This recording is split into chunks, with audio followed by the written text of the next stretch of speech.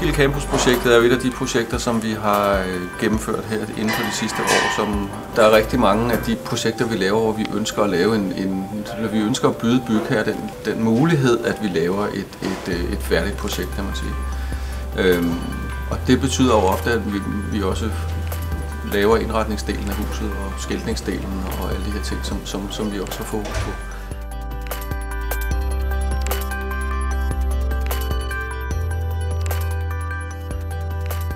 Så har det selvfølgelig været udgangspunktet på at lave et akustisk og miljømæssigt fornuftigt hus at være i, og det har hele tiden været et krav for bygherrer, at man gerne vil have det, der hedder et energiklasse 1-hus. Og det vil sige, at huset er optimeret i forhold til dagslys og i forhold til strøm og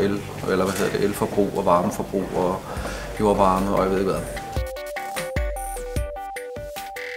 Det er sådan lidt et design indefra og ud hus, fordi man har haft alt det her, men man gerne vil have de her synergier.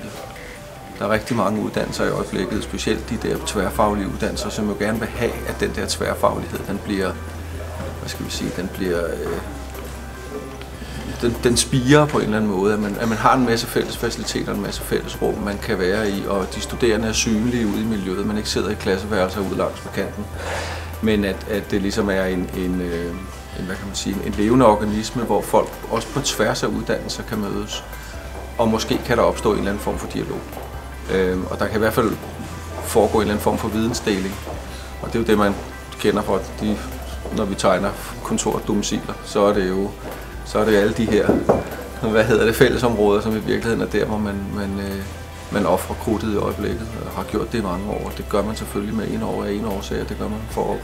skabe innovation og for at lade de mennesker, som er vidensbaserede i huset, møde hinanden. Og det gælder også lidt på uddannelsesinstitutionerne.